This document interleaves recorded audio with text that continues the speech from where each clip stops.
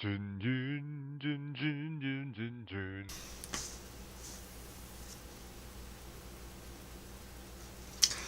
Okay, here we go. Chapter 5. Do you want me to stay until the poor guy comes to pick up your mom? Buzz asked me at about 5:30. If you want, I said. I have to admit, I sort of like to check him out, said Buzz. Don't get your hopes up. I doubt if he's going to be wearing a leopard-skin jumpsuit or anything, I said. That would be great, wouldn't it? He said. Not really, I said with a heavy sigh. Buzz patted me on the back a couple of times. I knew he hadn't meant to bum me out. We'd been best friends ever since he moved up to Cindy Springs from the south. Back in the second grade. Actually, at the very beginning when we first met, we hadn't hit it off right away because I thought he was nothing more than this polite little do-gooder who carried a head-kerchief and said corny stuff like, "Thank you kindly, ma'am." But once I got beyond his songs and manners and discovered he had a lot more to him than that, some of it pretty grumpy and polite, I liked him just fine. He was funny most of the time, fussy some of the time, but always a true blue friend when it came right down to it. Besides, he understood me better than anyone. Oh, excuse me. Than anyone else in the world. I'm sorry, guy, he said. I didn't mean to make you feel bad, but do you have any idea how much more exciting it is around here than it is at my house? My parents are always saying stuff like faster potatoes, would you please? And it's time to put the stone windows in, dear, don't you think? Yeah, well, last fall when it was time to put the stone windows in, my dad wasn't around yet, I said.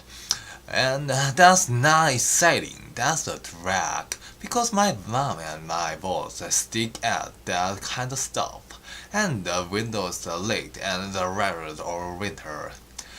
Buzz looked at me for a minute, and I knew there was something he wanted to say, but wasn't sure that he should. Then he went ahead and said it. Okay, I'm going out on a limb here. I know, but I'm gonna come right out and say what I gotta say. Guy, quick warning about your dad being gone and do something about it. He's not going to come back if you just sit around waiting for your mom to ask him to come home. Others aren't pathetically slow. Everybody knows that. You've got to make a move. Write that letter from your mom. I don't know. Well, I do. Why are you making such a big deal about this? Get me some paper, Buzz said. I got some notebook paper out of the drawer and handed it half-heartedly to Buzz. He took the paper and shook his head. This stuff is fine for the first draft, but we're gonna need some of your mom's personal stanley for the final letter, he said. Can you get your hands on some? Oh, great. Now I'm impersonating her and stealing from her, I said as I sat back down on the bed. It's for a good cousin, Buzz said. He grabbed a pencil and got ready to write. Okay, first of all, what does he call him? Welcome, I said. Everybody calls him that.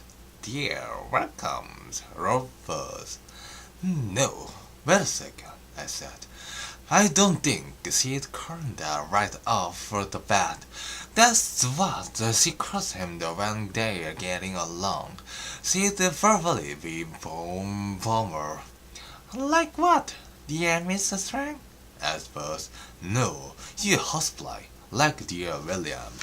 Fine, dear William, wrote Buzz. Now what? I don't know. This was your idea. What do you think she said? I asked. Well, it wouldn't be anything mushy, right?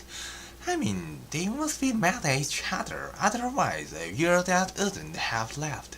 Usually people who are fighting talk or snarly. You know what I mean? Buzz said, yeah. But what's the point of being snarly if what we're trying to do is get him to come home? I said.